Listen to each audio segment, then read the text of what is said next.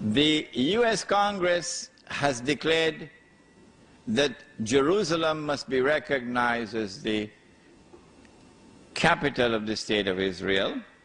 Of course, Bush can make a lot of noise. It doesn't make any difference.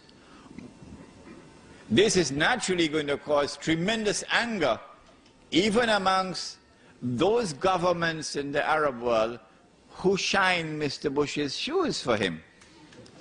Even they will become angry. And then Israel launches a missile in Gaza and kills about 12, 14, and injures about 110. Any country in the world today which had done that, the matter would have been in the UN Security Council already. The whole world would have been debating it. Send an army in this country. But Israel has done it, and Israel gets away with it. The reason for this is because there's a deliberate policy at work to get the anger of the Arab masses to reach boiling point. When they are convinced that it is now boiling point, that any little spark will catch the fire, then Mr. Bush must attack Iraq. When the attack on Iraq takes place, among the things that will result would be the collapse of some governments they are hoping. Which one, first of all? Abdullah in Jordan, which is why he's got his suitcases packed already.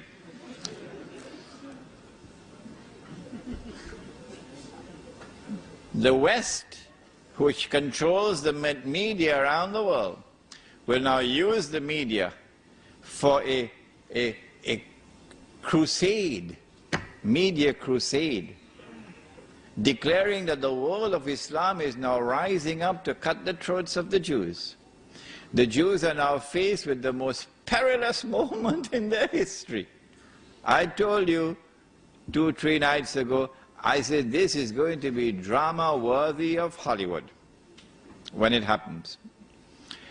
And there will be even Muslims who are going to be convinced by it. It is at that time when the world is looking to Israel. What are you going to do? You've got to do something. Otherwise these Muslims are going to cut your throat. It is then that Israel says, okay, we're just launching a preemptive strike. But it's not going to be a preemptive strike. It is going to be the war which has already been planned long, long ago. It's going to be a lightning strike with the use of a military power unmatched in history. Dazzling war, it's called.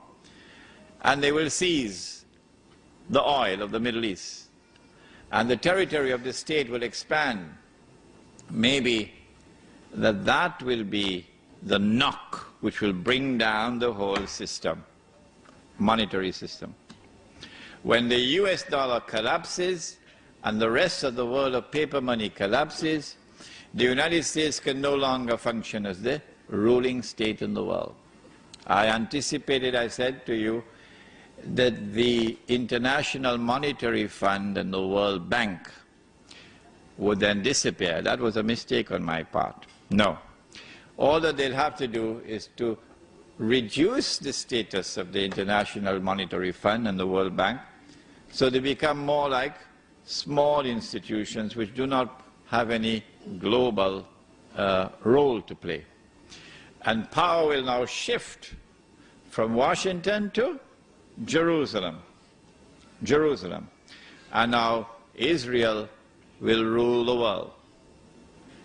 I have used the hadith that when Dajjal is released, he will live on earth for 40 days, one day like a year, one day like a month, one day like a week, and the rest of his days like your days.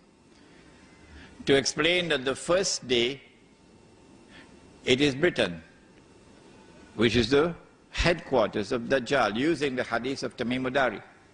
But I said, this is my opinion. You're free to disagree with me. But if you want to disagree with me, close the door. You can't leave. No, you can't leave. If I'm wrong, you're going to tell me what the right answer is.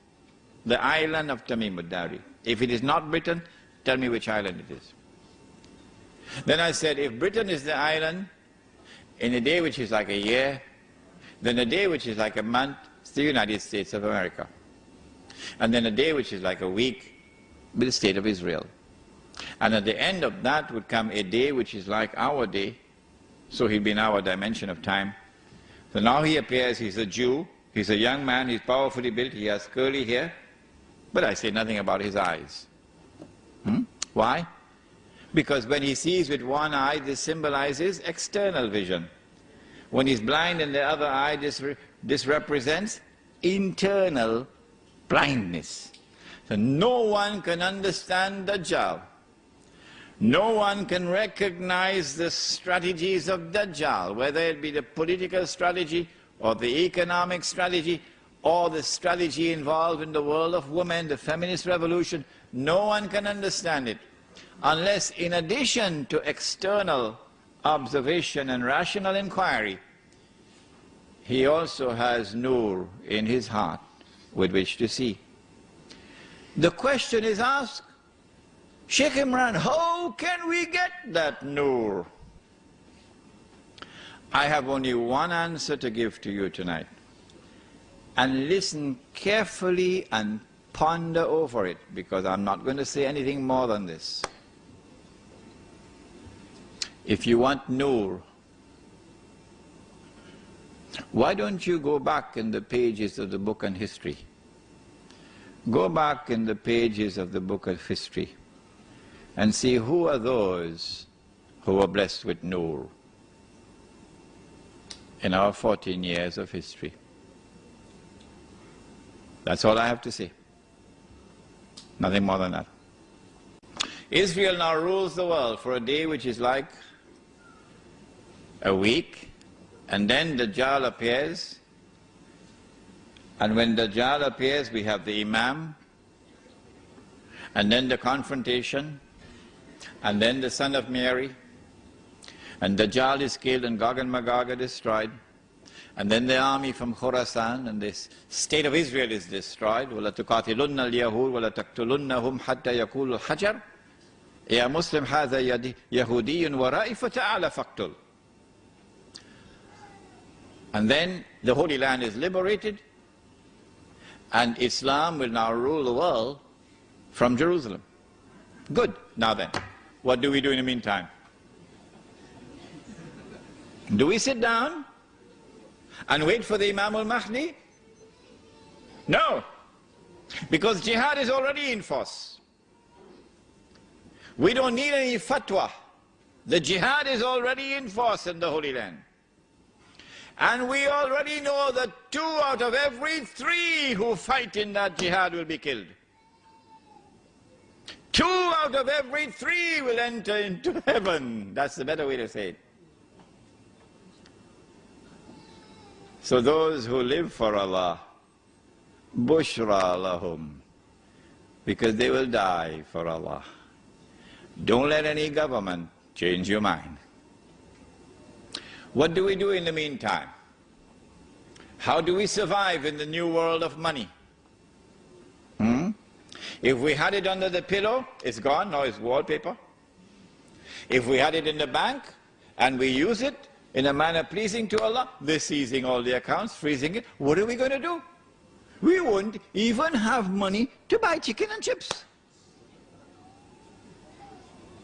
The answer is simple.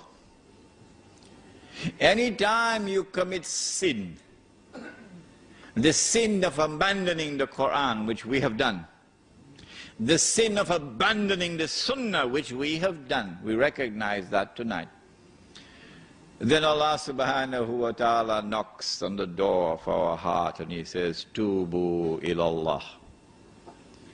Tubu ilallahi tawbatan nasuha. Turn to Allah. Turn away from the sin. And when you turn, turn with sincerity. Turn with integrity. Don't turn watching behind your back. I'm turning away from it.